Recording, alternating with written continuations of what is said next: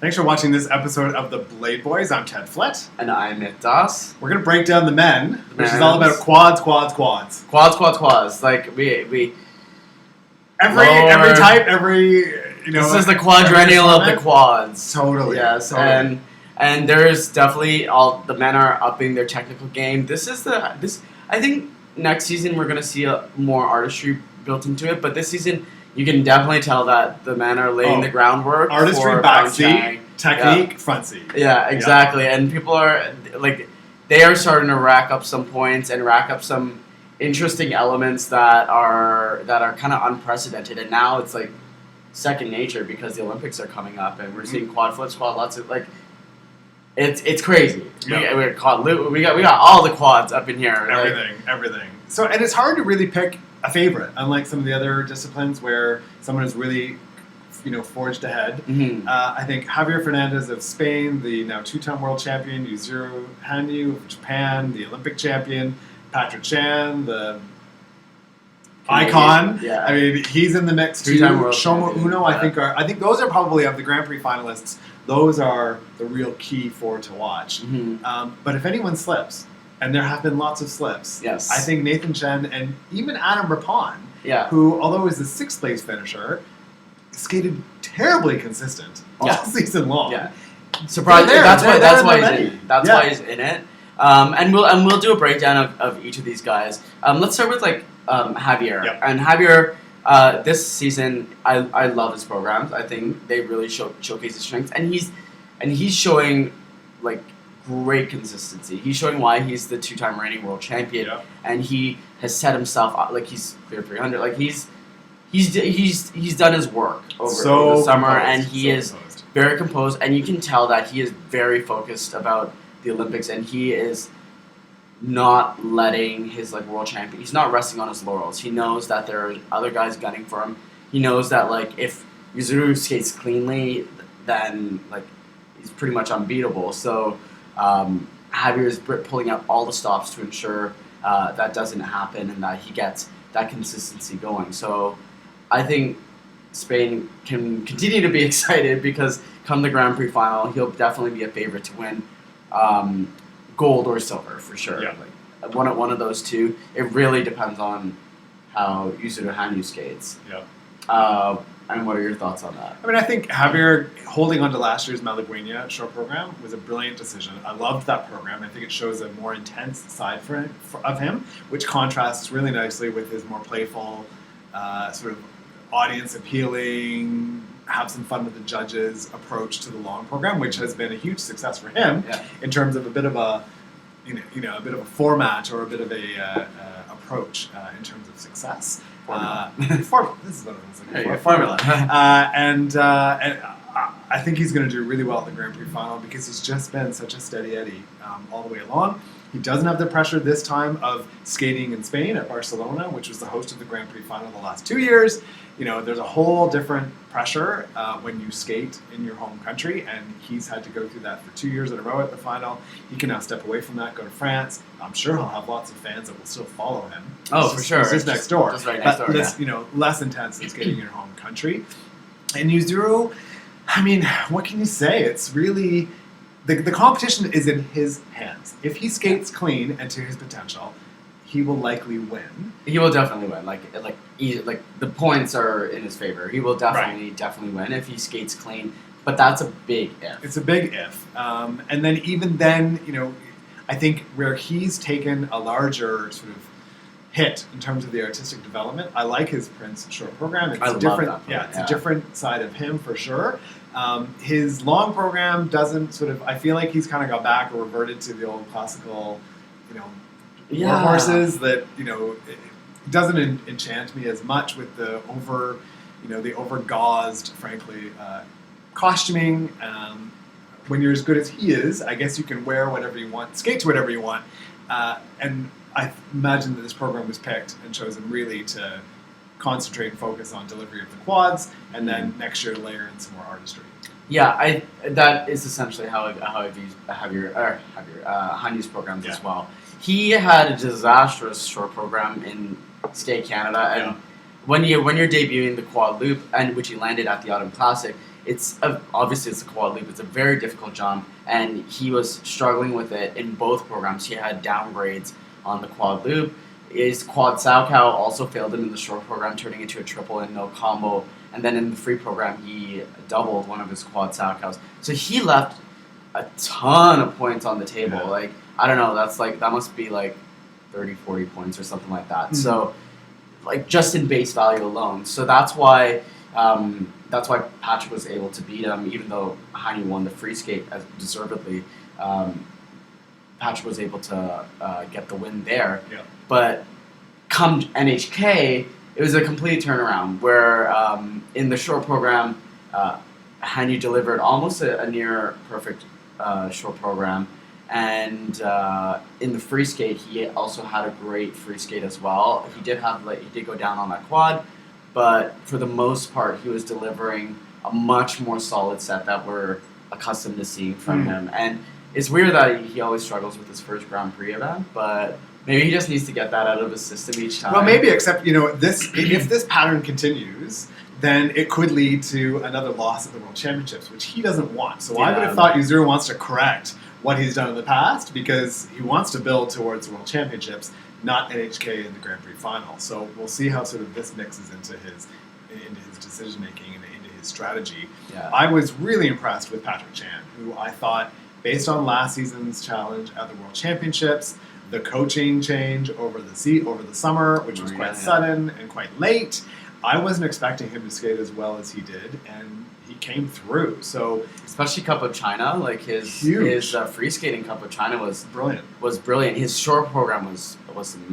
like also not great. He errors on all three jumping passes. Yep. He did manage to squeak out a quad triple, which saved him from the win over Boyang Jin, who arguably should have won. Like, Boyang Jin didn't really get that home ice components boost that you tend to see. It's like they judged him as they should be judging him, which is great, but it's not great if like everyone else is getting like that little home ice boost. Then again, like, you have Bachenko and you have Fernandez, who don't get home Grand Prix events, so they don't get the benefit of that. They never see that. So really, and just not to touch on Boyington too much, because I think a lot of people think he should have made the Grand Prix Final, especially with his huge arsenal of quads.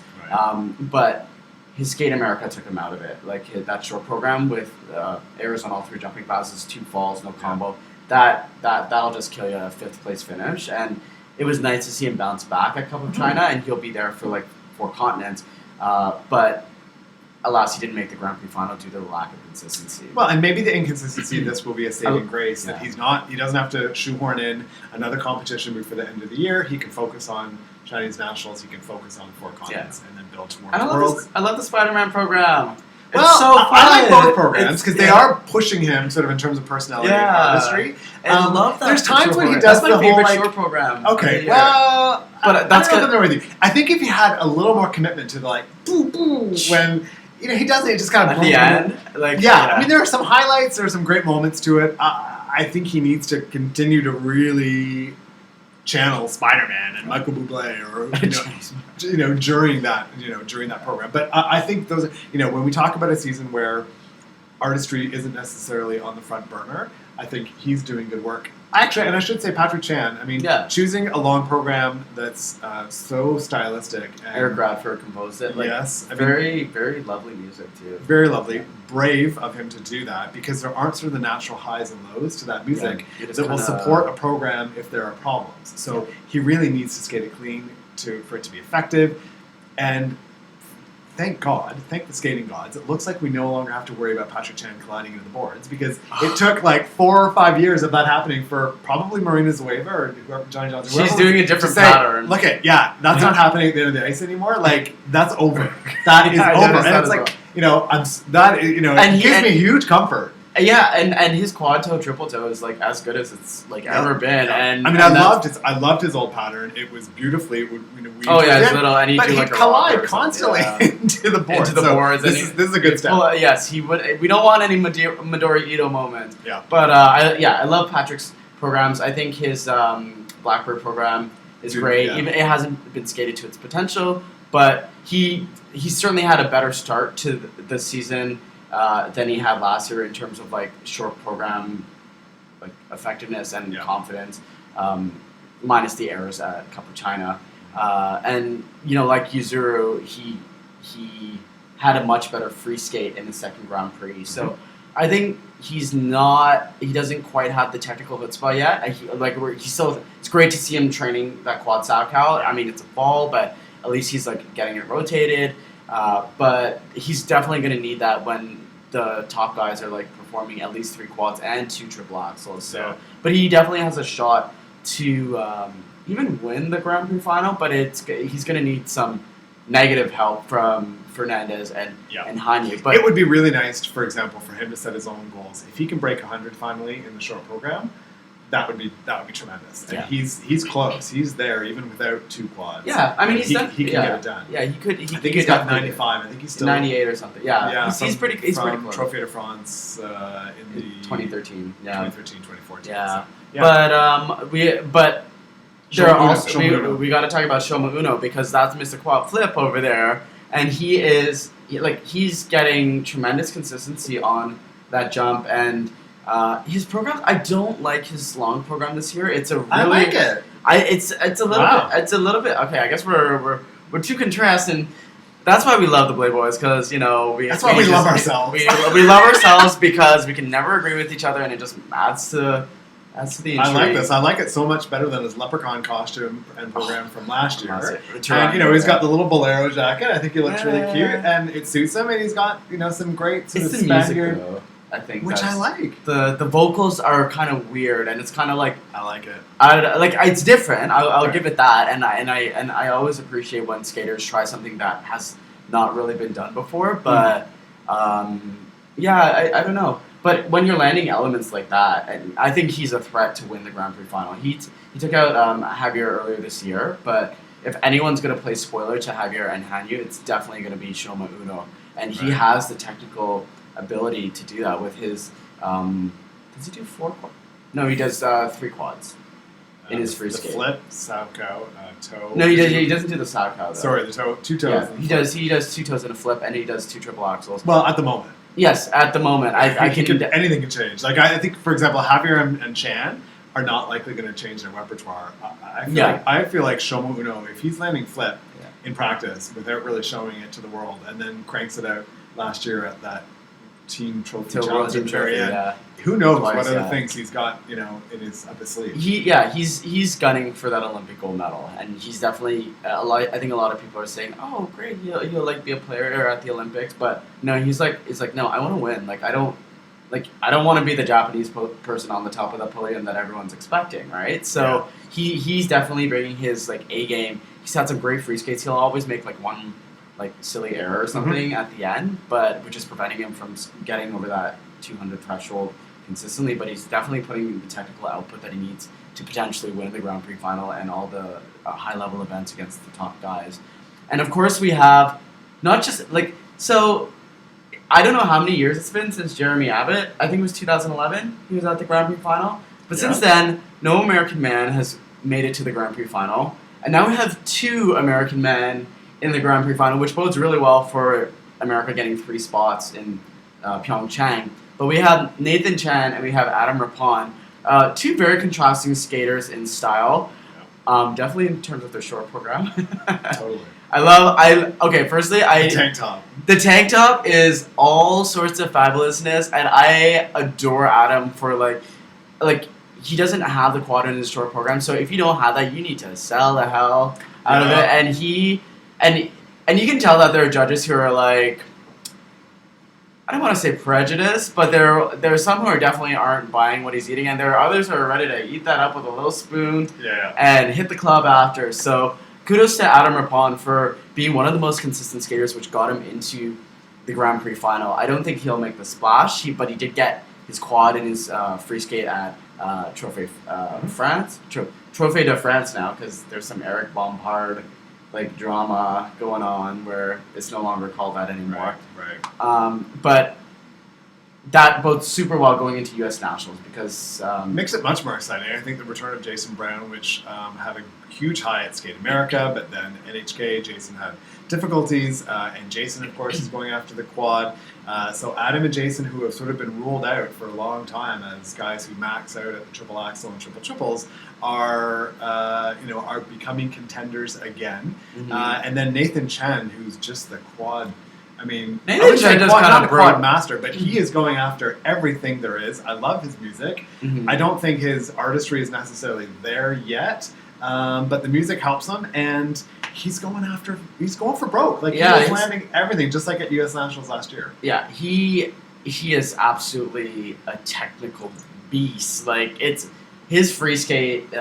It's like he could have like 5 quads. Did he have 5 quads? I can't even remember. Like, he could, because he does flip, he does sow, he does Lutz, and he does toe. So he really, if he wanted to, he could do like a 6 quad Let's get program. greedy. Yeah, like if he could do like 2 of 1 quad and like double up on the other 2 quads and maybe do a triple axel in there as well if he's feeling adventurous. Yeah.